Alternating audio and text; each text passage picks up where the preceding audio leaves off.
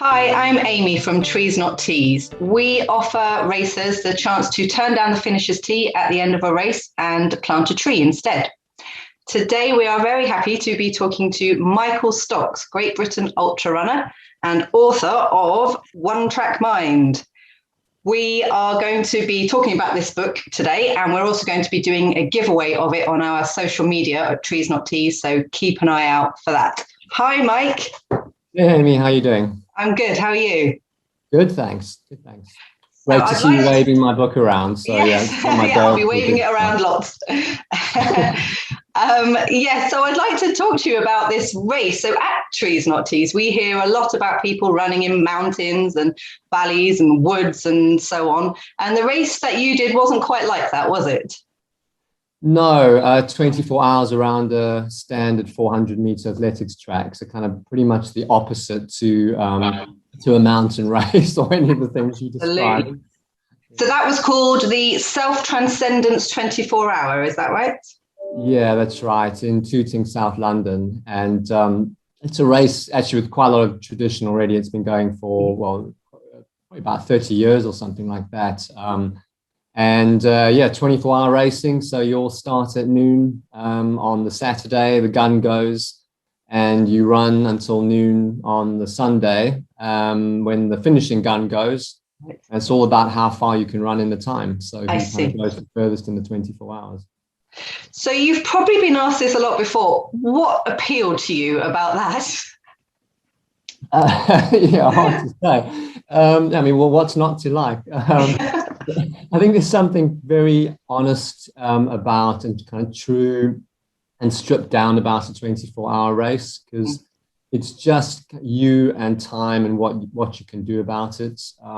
There's no view to distract you. There's no kind of hill to dictate your pace. It's also a massive, strong sense of community at those kind of events, because you start together, you finish together, and you see each other hundreds of times in the race instead of like a normal race where everyone just sort of spreads out. So there's a lot to like, and I would definitely recommend it to anybody who's a sort of ultra runner doing longer distances. Okay, great. Thank you. So your performance at that race in South London earned you a place on the GB team at the World 24-Hour Championships. Wow, what did that mean to you? Yeah, it was absolutely wonderful occasion, a day to kind of get the GB standard, and then of course to represent GB. So to represent your country in sport or in anything, obviously, is just an incredible honor. It does feel wonderful. For me, I was never someone who thought that was possible. For myself, I was never as a young person, someone who was going to run for their country. So I guess if anything, it also sort of represents affirmation of my belief that if you put yourself out there and you do stuff, and you just never know where it's going to lead. You could find that you're actually good at something that you didn't think was even possible originally. So wonderful, of course, a landmark in my life and a truly wonderful life experience. Yeah, really inspiring, amazing stuff. So apart from that, have you done many sort of smaller races and events? Yeah, I'm leading you in the direction of T-shirts here. Yes. I did lots of races, of course. I didn't sort of wake up one morning and go, great, I'm going to run for 24 hours. No. There were many years of kind of building up to that. And of course, all the normal 5Ks, 10Ks, marathons, that kind of stuff, and smaller ultras, and lots of T-shirts along the way. Of course, probably sort of the first race you get the T-shirt. And absolutely. You go, oh, wow, fantastic, that's wonderful. And it's precious and important. My comrades' marathons that I've done in South Africa, those T-shirts are important to me, and they're the things I mainly wear when I run. Right. But all the others, of course, we kind of give them away, or they just sit in the cupboard. In my case, I'm quite good at kind of passing them on. But that's good. Yeah, lots of races, lots of T-shirts. Lots of T-shirts. So really, what do you think about Trees Not Teas and what we're trying to do here? I think your model's really interesting because I went to learn more about you when I was going to have a chance for this chat, and although I mean, I like your commercial model as a business person, I like that you're taking something and you're making it commercially sustainable, because you're not a charity. No. You're a group of people who have an objective, something that's positive, and you want to ensure that it will endure, and to make that kind of long lasting, enduring.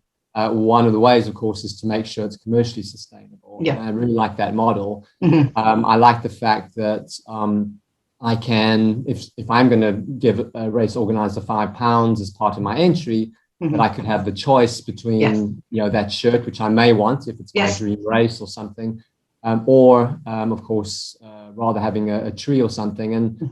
And just, I think that question of choice is great. Or of course, just the choice of absolutely nothing at all. The fact you guys do introduce that choice, and that you've found a way to sustainably create something on a commercial model with such a positive social outcome, I think is really, really good. Fantastic. Oh, thank you. Yeah, and I totally agree with you. It's all about the choice. That's exactly the point. Do you consider yourself quite a sustainable runner? Have you made any changes, or you're already quite sustainable? Yeah, I mean, it's really difficult because as runners, I mean, as I mentioned, I go to Comrades Marathon, which is in South Africa. So I'm traveling to a race a lot of years. We're tempted by all these races all over the world. We go through shoes, a lot of ultra runners, and we do high mileage, so we use all the shoes. And I suppose it's a case of within that context, maybe to apply the principle in running that I apply in life, which is, if I don't need it, I don't get it, or take it, or keep it. And I think also little things around the side. So choosing races that have a more sustainable ethos, that have the right kind of culture around them, encouraging race directors for races that we do like or want to participate in, to move in the right direction. And also, I think, racing and running can be a place to foster the right kind of culture around environmentalism. I think a lot of runners are concerned, and they're communities are quite concerned. And as new runners come in, I think it's a great chance to kind of spread the message as well. Absolutely. So in terms of those sort of moves that you would like to see in races, what's the sort of things that you would like to see race directors doing? What would you like to see happening in the whole industry? I think choice is a big thing, and you mentioned it earlier. So, do I want a shirt because it's my first marathon or my first ultra, where that shirt will be important to me and valuable, and I'll treasure it and I'll wear it? Or would I rather have them spend the money on a tree, where there's some positive environmental outcome, or would I rather have nothing? So I think choice is key. Obviously, getting rid of cups and things. I think there's been a lot of and bottles. There's been a lot of steps in the right direction on that. And again, as I said, generally kind of fostering the right kind of culture and message within races that can be taken out into the broader community. I have seen races where you have these giant medals and things like that. And I'm just kind of thinking, well, maybe the message to the which again, that medal might be important to the person who's their first race, but does it have to always be like that? Can it be after the first one, it's a smaller or more sustainable solution? There's a group like Camino Ultra. I think they're doing like wooden scrap medals and things like that. So there's all different inventive ways that we can, as race directors, can kind of change the model and spread the word. Absolutely. Brilliant. Thank you. That's great. So I'm going to come back to your book now. So the structure of the book is quite unusual, and it actually covers the 24-hour period of the race, doesn't it? So how did you find writing it? Yeah, it is an unusual format in that it's literally kind of different times, the miles, at what points I was at different levels, different miles and what was going through my head, but also kind of reflections back on life and how I got there. The book almost wrote itself. In that I hadn't intended to write this book, but I did this race.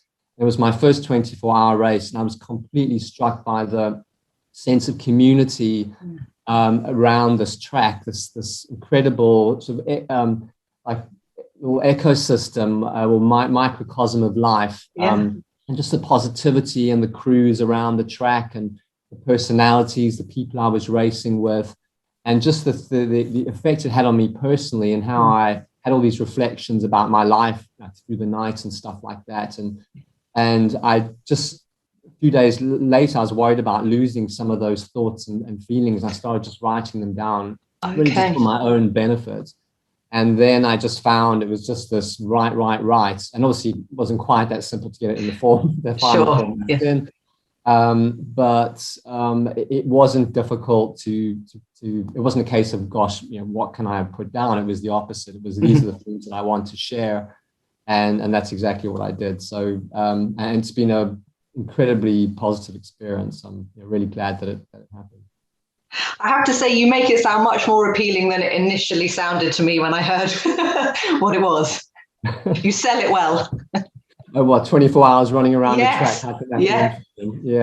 Yeah. And one of the things that I think the reviews kind of have brought out is it's kind of an expression of how we feel about racing, whether and how we feel, whether it's at kilometer 4 in a 5K or at a mile 90 in the 100 miler. It's our sort of shared experience of racing and why we do it, of how we got there, and what it means in our life, and kind of how it can also improve our lives and sort of the way that we see our place in the world as well. So yeah, it's not just about and he's on lap 24 kind of thing, and there he goes, how many strides. There's a lot more to it. No, you're going through this whole thing. You'll be encouraged to give it a go. Yeah, amazing. So would you rather, in an ideal world, would you rather be running out in nature, or do you genuinely prefer the track?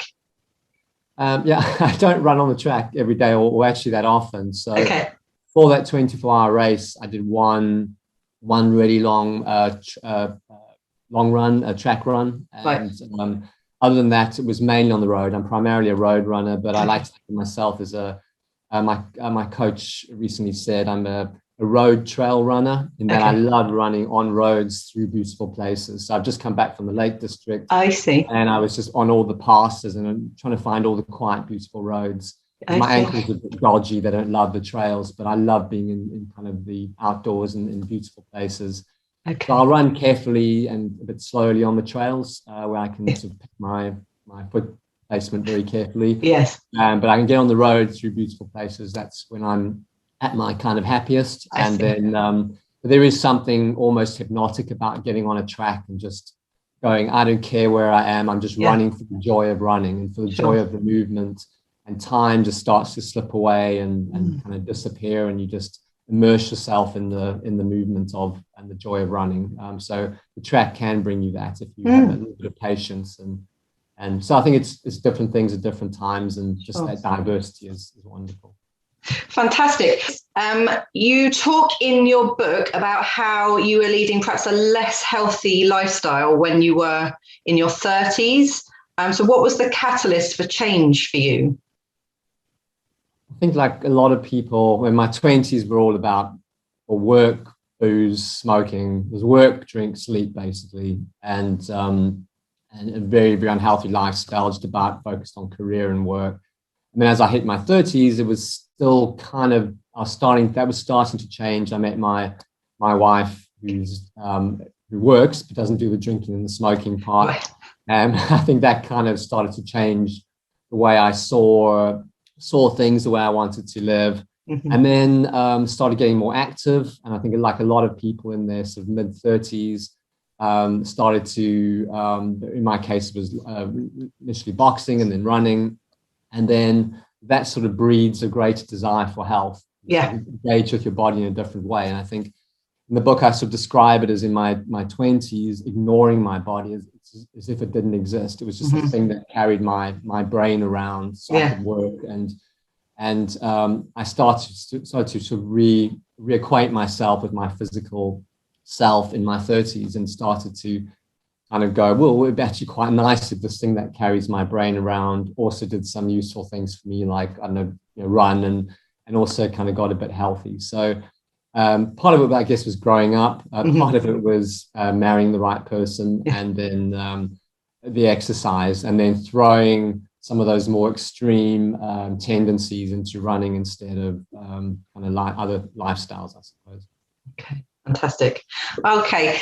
That's it from me. Thank you ever so much, Michael Stocks. It's been great talking to you. Lovely talking to you. Thank you. And keep your eye out, everybody, for the giveaway of Mike's book on our social media. Michael, thank you very much. Bye.